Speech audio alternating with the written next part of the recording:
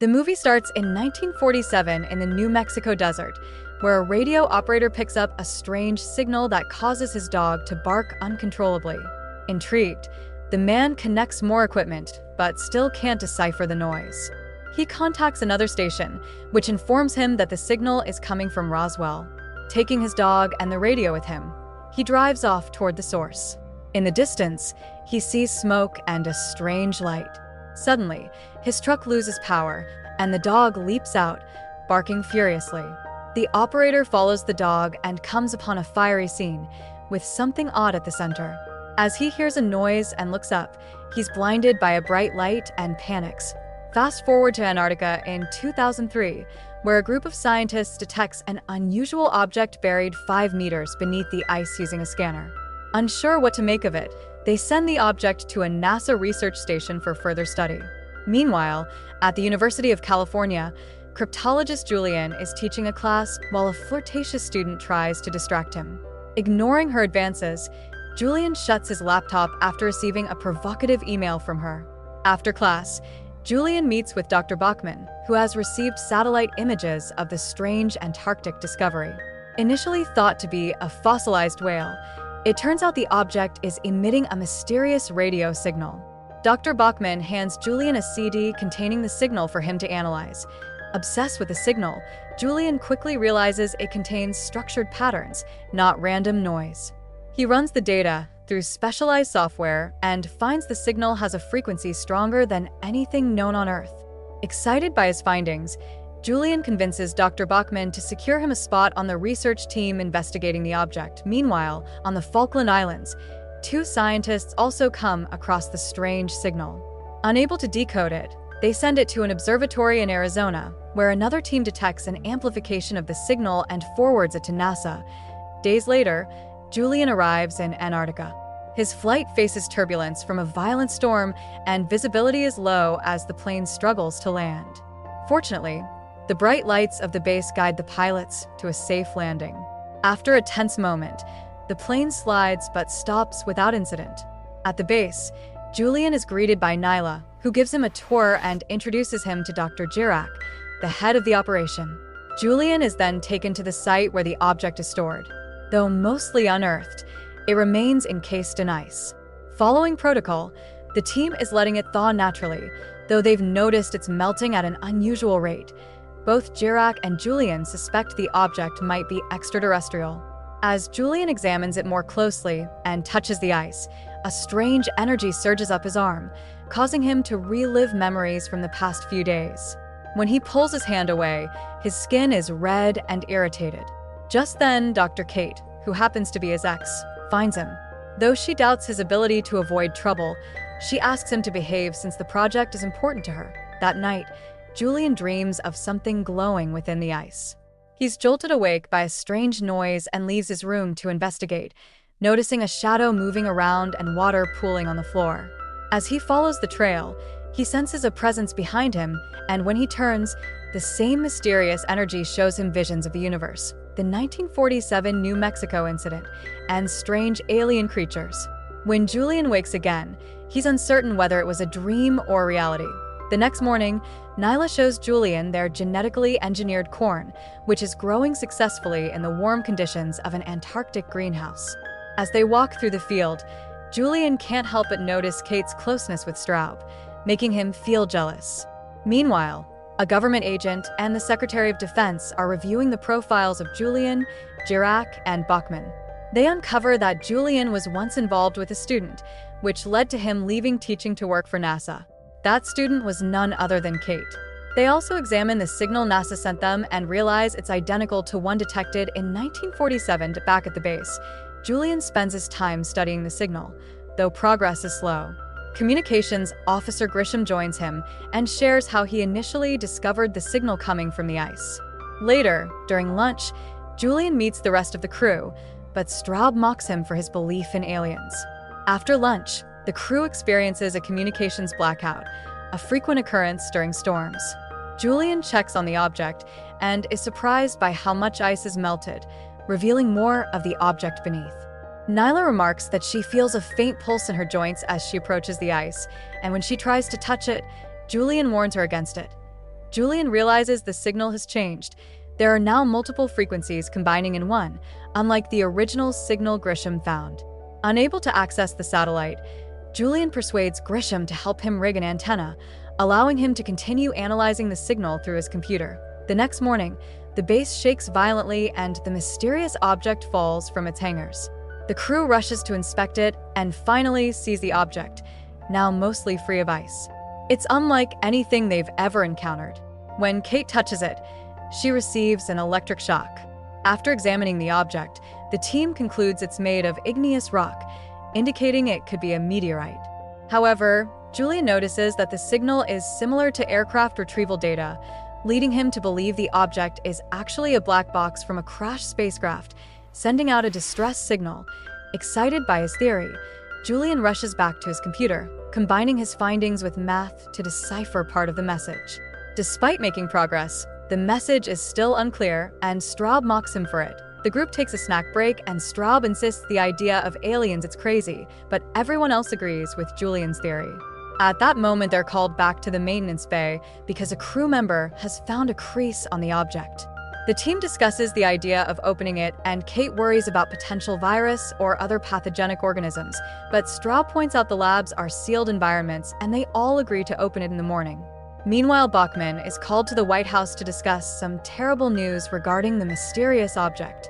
Contacting the base is still impossible because of the weather, but the government has already allied with a Russian submarine and sent it toward the base with nuclear warheads ready to launch. The next morning, the team connects the object to one of their machines using cables and provokes an electrical reaction that neutralizes the shocks. The object is still generating current inside, but now they can touch it without getting hurt. Then they use a saw to start cutting the object open, finding a softer layer under the tough outside. Dirac takes a piece from the object and confirms it's some carbon alloy that was exposed to extreme heat. On Julian's computer, the message keeps changing, and he tells Nyla the object is trying to communicate.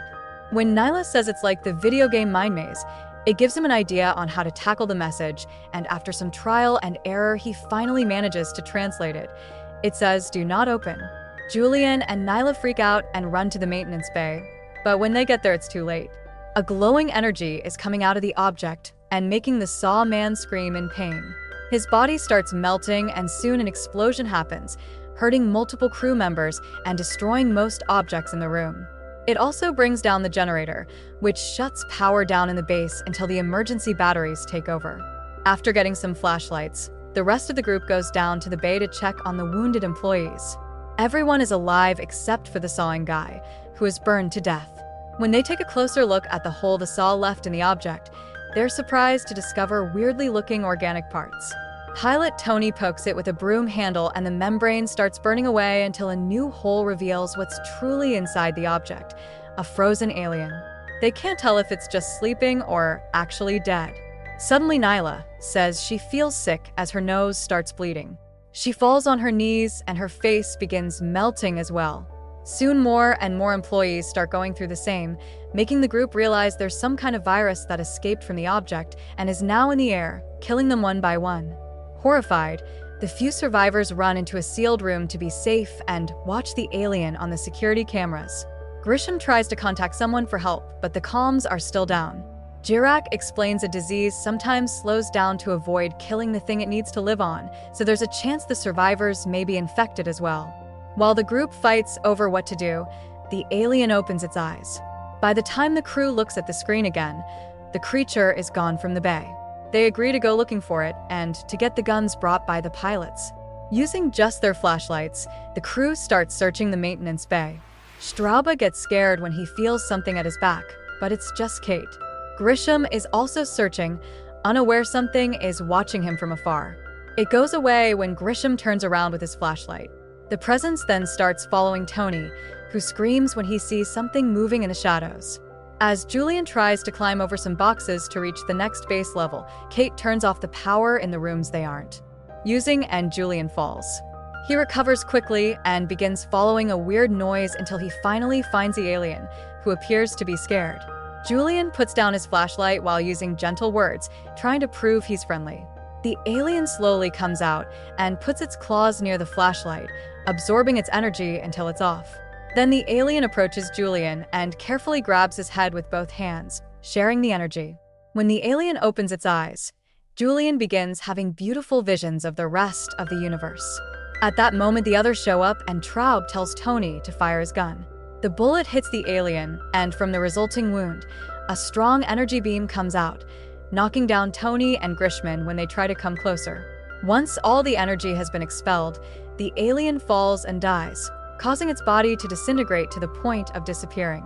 Tony explains he thought the alien wanted to kill Julian, but he disagrees, saying the alien's touch felt safe. It didn't change into fear until Tony showed up. At that moment, the White House finally finds a hole in the storm and gets in contact with the base. Bachman explains they know about the alien and the infection, so Julian assures him this illness hasn't left the base. Then Bachman also tells them about the New Mexico incident and the killing pathogen, which the aliens are immune to. These creatures communicate with each other through telepathy and have already killed everything on Mars. When Julian announces the alien is dead, the Secretary of Defense decides blowing up the base is the only option. They have to get rid of the virus. He wants Bachman to lie to the crew and tell them help is coming, but Bachman refuses and only tells them a Russian submarine is on its way. Julian reads between lines and asks how many hours they have, to which Bachman responds 3.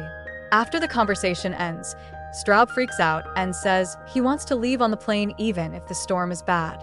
Julian reminds him they're infected and leaving means taking the virus to the outside world, but Straub thinks that if they were actually infected, they'd already be dead. As the submarine comes closer, the scientists run some blood tests to confirm they aren't infected, although Julian points out this new virus could be insignificantly tiny and hiding in the protein. Straub sees this as a signal to leave and Tony supports him, but the others don't. Kate's lack of support makes Straub mad, and he insults her as he tries to attack her. But Julian moves faster and knocks him down with a punch. Suspecting that Straub and Tony will try to leave anyway, the others take Tony's gun and go around changing the passwords on the locks. In the Russian submarine, they get ready to shoot the nukes in 18 minutes. At the base, Kate and Julian finish changing the last lock and hold hands to comfort each other, only to be startled by the sound of gunfire. In the mess hall, Straub and Tony have overpowered Grisham, stabbing him in the neck with a fork. During the struggle, the gun fires wildly, sending bullets into the walls, ceiling, and striking Jirak in the shoulder. Once Grisham loses consciousness, Straub and Tony grab the gun and make a run for it just as Julian and Kate return. Straub shoots again, this time hitting Kate in the shoulder. Realizing that Straub and Tony are headed for the cornfield to escape through the drain pipes, Jirak sends Julian after them. Straub and Tony blast through the locked doors, making it to the cornfield. As they run, their presence kills the corn plants, confirming their infection. Tony begins to have second thoughts about escaping, but Straub, determined to flee, threatens him with the GU and AT. That moment, Julian appears at a nearby window and Straub fires at him. Julian manages to duck just in time, and Tony uses the distraction to attack Straub. A fierce struggle ensues for control of the gun, but Straub ultimately overpowers Tony and shoots him. As Julian gets closer, Straub flees, leaving a trail of dead plants in his wake. He continues firing at Julian, but misses every shot. Both men reach the pipes and scramble through them, emerging at a huge staircase. The chase intensifies as they ascend the stairs, with Straub continuously firing at Julian to no avail. When Straub reaches a hatch at the top, he rushes outside, only to be confronted by a swirling vortex of energy that traps him. Julian follows but is stopped by an invisible barrier.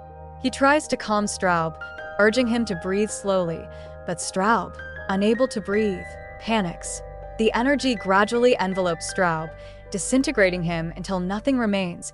As the energy begins to surround Julian, it reveals visions of distant places in the universe and an imminent nuclear strike. Julian realizes the vortex is an alien spaceship sent to retrieve the now-deceased alien. He rushes back inside to save the remaining survivors, Kate, Jirak, and a young scientist. He opens the front door, urging them to follow.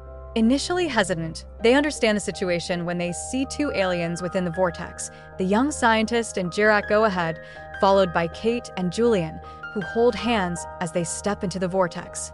The spaceship absorbs all 4 of them and takes off just moments before the nuclear missile strikes the base, obliterating it. Hours later, the government covers up the incident, claiming the base was destroyed by an experimental nuclear reactor, honoring the dead as fallen heroes. Meanwhile, the 4 survivors are now soaring through space aboard the alien ship, embarking on an unknown journey. Thanks for watching. Please like, share, and subscribe for more videos.